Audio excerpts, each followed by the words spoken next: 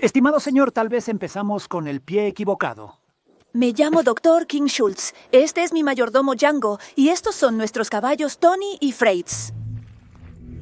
Django sin cadenas sigue siendo hasta hoy la película más taquillera de Quentin Tarantino. Esta película le otorgó al director su segundo Oscar por guión luego de Tiempos Violentos. Y muy probablemente esto no habría sucedido sin la brillante actuación de Christoph Waltz. ¿Hizo este gesto lleno de dramatismo por emoción o me está apuntando con un arma con la intención de matarme? Es notable que en ese momento el actor ya tenía una estatuilla por el papel del carismático villano Hans Landa en otra película de Tarantino. Si una rata aparece aquí ahora mismo mientras hablo, le invitaría de su maravillosa leche. Y así, 3 años después, vuelve a ganar un Oscar, pero ahora por interpretar a un personaje positivo. ¿De verdad quiere que le dé la mano? Insisto. Bueno, si usted insiste. En la historia del cine hay muy pocos actores que hayan logrado hacer algo parecido. Se pueden contar literalmente con los dedos de una mano. El Dr. Schultz es quizás el personaje más humano y luminoso en el universo de Tarantino. Sus héroes suelen actuar dentro de una moral gris. Basta con recordar Los 8 más odiados o Perros de la calle, pero incluso él, al mirarlo más de cerca, no es tan impecable. Un cazador de recompensas que él mismo admite que gana dinero vendiendo personas muertas. Esto es lo que hago. Mato personas y vendo sus cadáveres por dinero. ¿Por qué alguien que desde el principio en realidad no planeaba salvar a Django, al final decide hacer un acto que es prácticamente un autosacrificio para librar al mundo del monstruo que es el esclavista Kelvin Kendi? Monsieur Kendi, ya no tengo fuerzas. Basta, suficiente. Al diablo con las súplicas, no intentes darme lástima. En este video intentaré averiguar cuál era el principal dilema del Dr. Schultz. Esa misma grieta interna que, al final, lo llevó a su última decisión fatal. ¿Qué llevó a alguien acostumbrado a seguir estrictamente las reglas a cruzar la línea de la ley a la que servía? Me llamo Dr. King Schultz. Al igual que usted, mariscal, soy un servidor de la ley. ¿Qué concepto filosófico clave está en la base de sus acciones y por qué precisamente este personaje expresa quizá de manera más clara la idea principal de la película?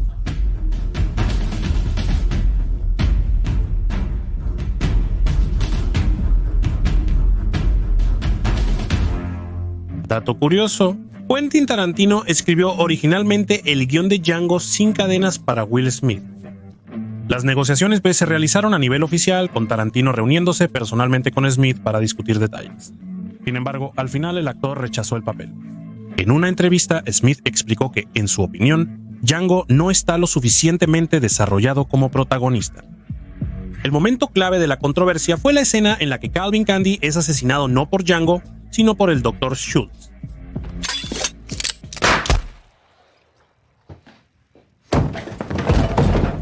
Smith creía que debía ser Django quien hiciera el disparo.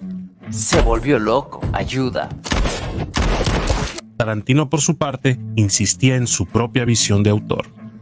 Él lo explicaba así: si un esclavo negro mata a un dueño blanco, eso se convierte en una historia común de venganza. Pero si lo hace el Dr. Schultz, un blanco, ya no es solo un acto de represalia, sino un símbolo de los cambios venideros y del despertar moral. Solo este hecho demuestra lo importante que era para Quentin Tarantino el personaje de Christoph Waltz y lo ambicioso que era su idea, mucho más que simplemente contar una historia de venganza ambientada en el oeste.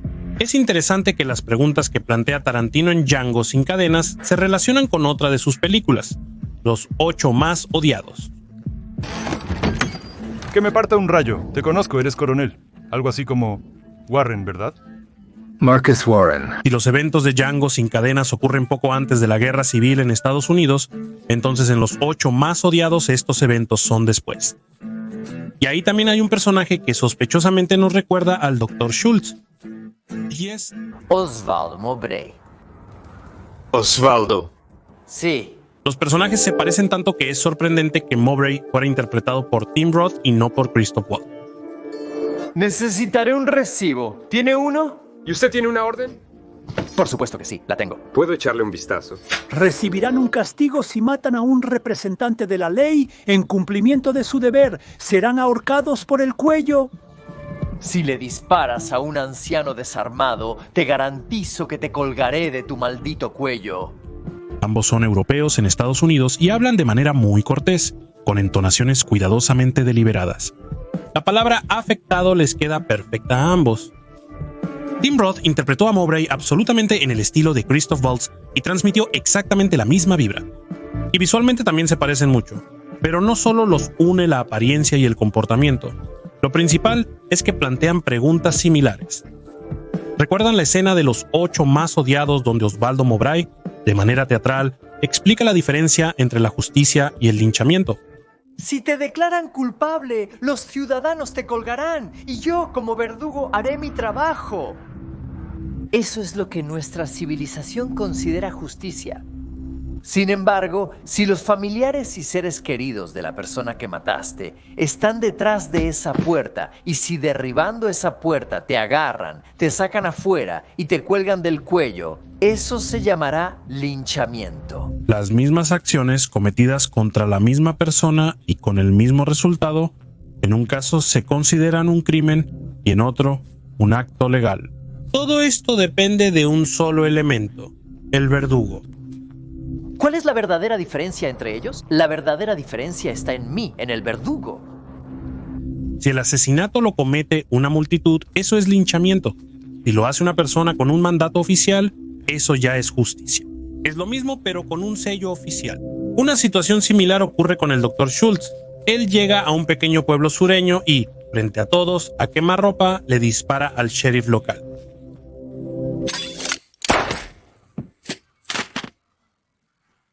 A primera vista es un crimen obvio, un asesinato frente a testigos. ¿Qué le hiciste a nuestro sheriff? Pero basta con que Schultz saque de su bolsillo un papel con la firma del juez y todo cambia.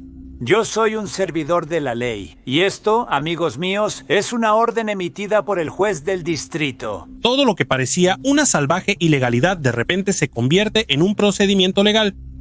Y nuestro doctor pasa de ser un criminal a ser un representante del Estado que, como se sabe, tiene el monopolio de la violencia. En otras palabras, mariscal, me debe $200. ¿Están de acuerdo que esto es prácticamente la encarnación de la misma idea de la que hablaba Mowbray? El Dr. Schultz es un hombre que respeta la letra de la ley. Entiende perfectamente que el mundo es injusto, pero, al parecer, cree que aún así se puede impartir justicia sin cruzar la línea. Actuamos exclusivamente dentro del marco de la ley. Quizá por eso dejó su práctica médica, para no trabajar con dolor de muelas, sino con una podredumbre más profunda, con personas a las que la ley permitía matar. Hace aproximadamente 5 años que ya no ejerzo como dentista. Su apego a la letra de la ley lo demuestra desde los primeros minutos de la película. Sí, él dispara a los traficantes de esclavos, los hermanos Speck, pero en defensa propia. Le disparé a su hermano porque me amenazó con un arma. Y me parece tengo 1, 2, 3, 4, 5 testigos que pueden confirmar esto. Después se lleva a Django y el caballo, pero oficialmente es una compra. Por el joven Django. Ya que ya no la necesita, me gustaría comprar el caballo de su hermano. Y al mismo tiempo no olvida hacer el contrato de compra según todas las reglas.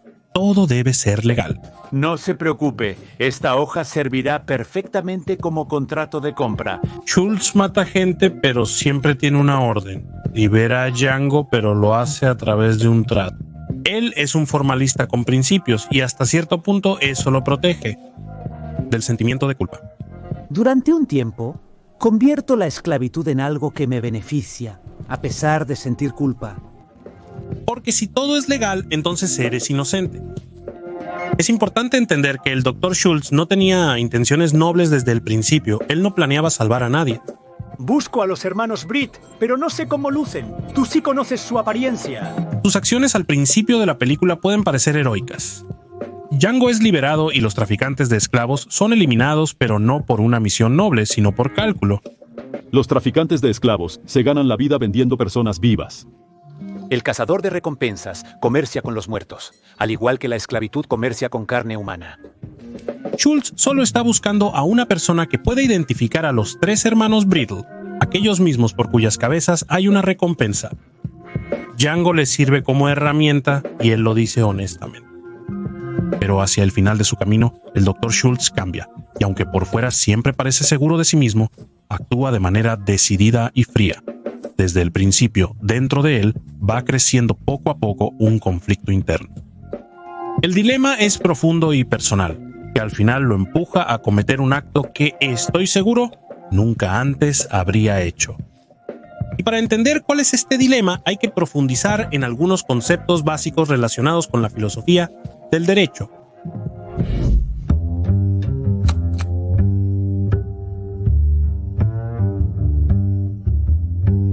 Ya mencioné que el Dr. Schultz es una persona que respeta la letra de la ley. Para él es importante que las acciones estén formalizadas, que los documentos estén firmados, que cada bala, si ya se dispara, tenga una justificación formal. Pero además de lo que está escrito en la ley y si se cumplen todas las formalidades, hay otra cuestión importante. ¿Pero qué hay detrás de esa ley? ¿Para qué existe realmente y sirve finalmente a la justicia? En la filosofía del derecho existen conceptos clave como la letra de la ley y el espíritu de la ley. La formulación puede variar, pero el significado es el mismo. La letra de la ley es su texto y el espíritu es su esencia. Ya Aristóteles y Cicerón reflexionaban sobre el hecho de que una ley separada de la moral puede ser peligrosa. En la Edad Media, Tomás de Aquino abordó este tema y una interpretación más moderna y coherente fue propuesta por Charles Louis Montesquieu en su obra El espíritu de las leyes.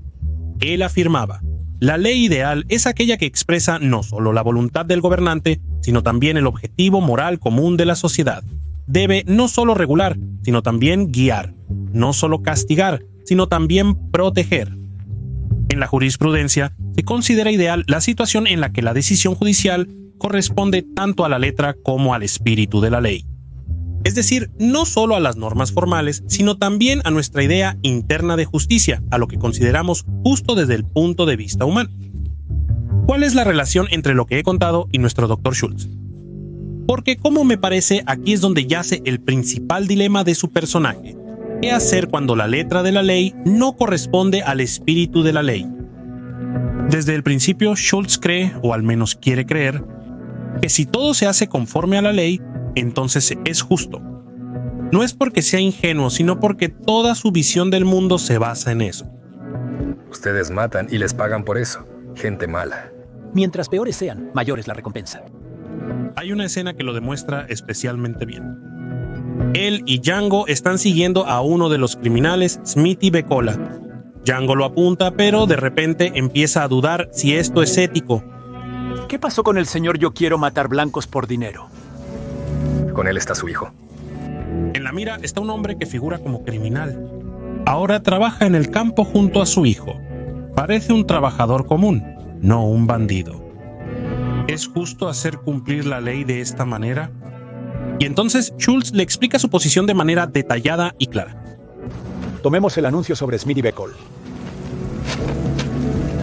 Él le muestra un papel donde está escrito en blanco y negro que Smithy Becola es un criminal, ladrón y asesino, y que hay una recompensa de $7,000 por su cabeza.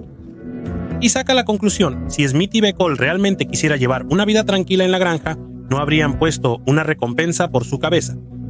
¿Quién es Smithy Becola? Si Smithy Becola quisiera trabajar en la granja, nadie habría impreso esto. Así es todo Schultz en esta etapa. No conoce a esta persona, no entra en detalles ni hace preguntas. El hecho en sí mismo es importante para él. Está escrito que es un criminal, entonces es un criminal. Está escrito que merece la muerte, entonces justamente lo merece. El cadáver de esa persona vale $7,000. Ahora deja las dudas y dispara. Esta escena es la clave para entender a Schultz. Es especialmente importante porque más adelante tendrá su desarrollo y reinterpretación. Más tarde, entre Schultz y Django, ocurre una conversación corta pero muy reveladora. Ahora Schultz ya intenta contener a Django, porque él actúa con demasiada confianza y demasiada frialdad. Deja de provocar a Kendi. Vas a arruinar todo nuestro plan. Le parece que él se ha vuelto demasiado cruel con los esclavos. Siempre estás insultando a esos pobres esclavos.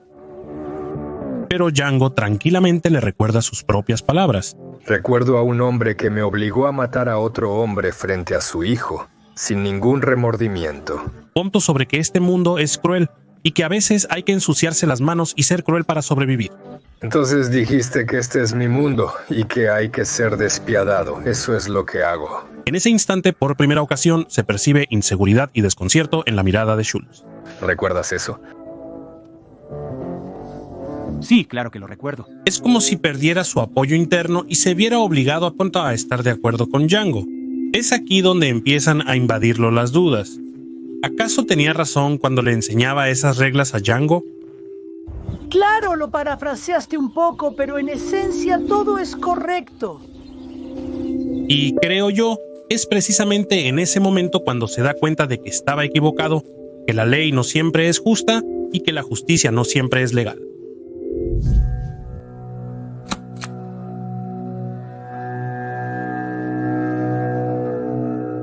Si volvemos al principio de la película, podemos observar cómo, poco a poco, paso a paso, el Dr. Schultz empieza a cambiar su percepción sobre la ley y la justicia. Al principio, vemos la conmoción de Schultz cuando ve la espalda de Django marcada y llena de cicatrices.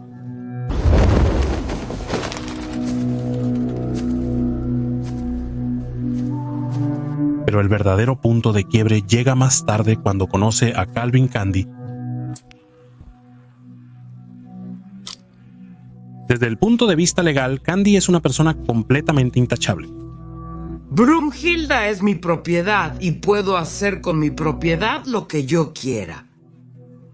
Los papeles están en regla, los tratos son legales y la plantación opera según las normas. Pero en realidad Candilandia es un infierno para los negros. Acábalo. Te dije que lo acabes. Aquí es crucial que Tarantino haga a Schultz alemán, europeo, un foráneo. Él simboliza una perspectiva externa hacia Estados Unidos. En las colonias europeas en ese tiempo la esclavitud todavía existía, pero en la propia Europa para ese entonces ya se consideraba una barbaridad. Por eso Candilandia representa para él un verdadero shock. Él no está acostumbrado a ver perros despedazando a una persona. ¿Y tú sí lo estás? Estoy más acostumbrado a los estadounidenses que él. Él ve cómo obligan a la gente a pelear hasta la muerte por entretenimiento, cómo le dan a un hombre vivo a los perros, cómo convierten a una mujer en mercancía. La esposa de Django se llama Brunhilde, al igual que la heroína de la epopeya alemana, y habla alemán. En el destino de Brunhilde, Schultz de repente escucha ecos de su propia cultura, y por eso su liberación se vuelve algo personal para él. Brunhilde. ¿Cómo? Brunhilde. ¿Brunhilde? Calvin Candie sinceramente se considera una persona culta, refinada y educada. Habla con una galantería afectada, reflexiona sobre la frenología, presume de sus conocimientos científicos y organiza la cena como si fuera una recepción en un salón de la alta sociedad. Si tuviera en mis manos el cráneo de Isaac Newton o de Galileo... Y en el fondo, al concluir el trato, empieza a sonar una melodía familiar de Beethoven.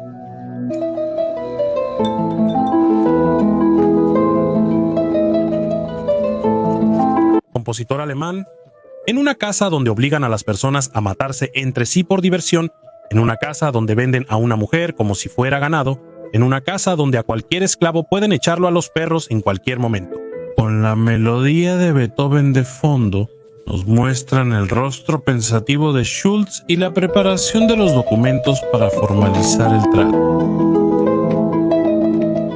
Papeles que le dan a toda esta farsa un estatus legal. Aquello en lo que siempre creyó, aquello que siempre respetó. En ese momento, por primera vez, pierde el control, incapaz de soportar escuchar al compositor alemán en esa casa. Perdón, señora, por favor, deje de tocar a Beethoven, quite las manos del arpa. Schultz planea marcharse y jamás regresar a este infierno. Pero Calvin Candie, como dueño de la situación, exige, al parecer, algo simple, que le den la mano. El trato no se considera finalizado hasta que las partes se den la mano. Parece ser solo una formalidad, un símbolo de que se ha llegado a un acuerdo, que se han respetado las reglas, y el Dr. Schultz elige no a favor de las reglas, sino a favor de la justicia. Porque ya no puede soportar lo que está sucediendo. El Dr. King Schultz es una figura central en Django sin cadenas. No es solo un personaje secundario, sino la voz del propio autor y el trasfondo moral de la historia. Incluso su nombre, el Dr. King Schultz, es una referencia directa a Martin Luther King, el luchador por los derechos civiles que también cuestionó la justicia de la ley existente. Martin Luther King fue un filósofo, activista y ganador del Premio Nobel de la Paz por su lucha contra la desigualdad racial. En su famosa carta desde la cárcel de Birmingham, él escribió: hay dos tipos de leyes, justas e injustas. Estoy de acuerdo con Agustín. Una ley injusta no es ley en absoluto. Schultz se enfrenta precisamente con este dilema. Él llega a un mundo donde la ley es solo una fachada que encubre la violencia, y cuando ya no puede soportar ese mundo, toma una decisión. ¿De verdad quiere que le dé la mano?